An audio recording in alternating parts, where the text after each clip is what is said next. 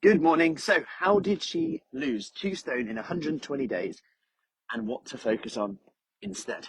That was my bit that I added on. So, the question I had yesterday after we shared a bit about our new 100-day challenge coming soon, comment below 100 if you want more information on that. But also, we spoke about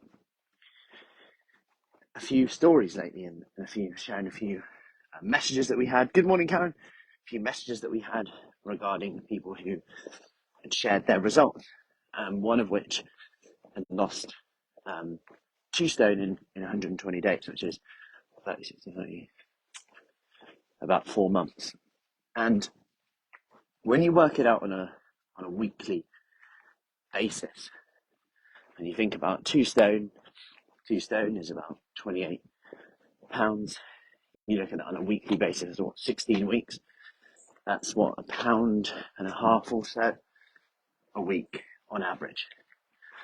So first of all, when you break it down to weeks, it doesn't seem as crazy.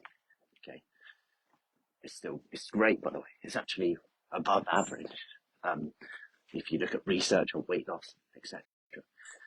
So the question also was, what did they eat and what did they do to do that? Now, we've got to consider that weight is relative to the person. So losing 2 stone might seem a lot, but then percentage-wise, you have to look at what does 5% of your body weight look like? What does 10% of your body weight look like? What does 15% of your body weight look like? What does losing 20% of your body weight look like? Because when you look at the percentages, it depends what weight you are when you started. And that is a better comparison. That's why sometimes, when we start working with people, so we start working with someone and then their other half, he's maybe a lot heavier and he does half as much as what she's doing. Yet, because he's a bigger human being and he has potentially more weight to lose and a faster metabolism, could go into all of that, so he needs more energy for the day because he's taller, because he's bigger. He'll lose more actual weight, but if you were to look at percentage-wise, it would actually be about the same. And it can be disheartening to look at the weight. If you look at the percentage, this is where it gets powerful. Now, how much did they have? They ranged, but it was focusing on the key things. You can track calories and look at your baseline. So if you track calories for a few weeks, you find a baseline. You find a level that you're like, okay, what does my weight do when I hit those calories? Does it go up? Does it go down? Does it stay the same? Now we've got a baseline for you. If it stays the same, that's your maintenance. Given the exercise that you do, that's your maintenance. Then you can play around with it. What happens if we just increase a bit of protein? What happens if we increase a bit of veg? What happens to my calories? What happens to my hunger? Is it time that I need? Is it getting a few more steps in? I'm eating this amount, but I'm only getting 2,000 steps in a day. Okay, if I increase that to 6, what happens then? Every day, small habits, compound effect. Depends how much of a rush you're in. Number 2, though, then we can look at, okay, let's aim, if the goal is weight loss, to lose the first 5% of your body weight in terms of weight loss. Because then, 1, it's not overwhelming. 2, you've got a checkpoint. You've got an end point where you're going to go, the aim is to lose that 5%.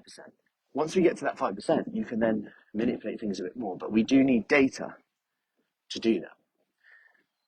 And that's the key part. Because otherwise, if you don't set a 5% or you just keep going for as long as you can, then you can get a bit disheartened without an aim. You're just like, I'm just going to try and lose weight until I'm happy. I've lost all the weight that I need to lose. And obviously, there's going to be times where that can get tough to stay motivated with.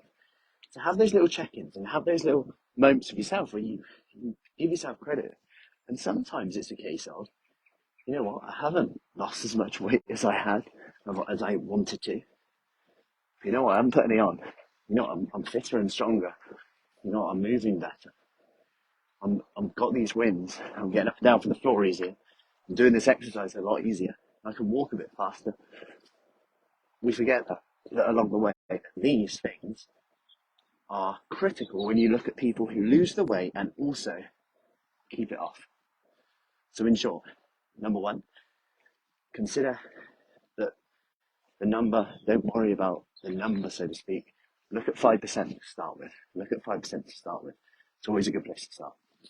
Number two, decide what variable you're going to control. Is it protein every meal? Is it steps? Is it tracking your calories? Whatever it is.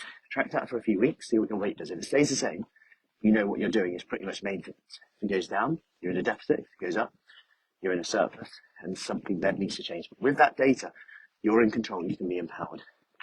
That is the key part. And that's something that we encourage everyone to do. So I hope that helps. Any questions, just let me know. And don't forget those little wins along the way, because they're key for maintenance. There's no point losing it if it's going to go back on. And we know that exercise is critical in weight loss maintenance as well. So I hope that helps. Any questions, as always, just let me know. And I'll see you soon. If you want more information about the 100-day challenge, by the way, comment with 100 and I'll get you the details. Take care.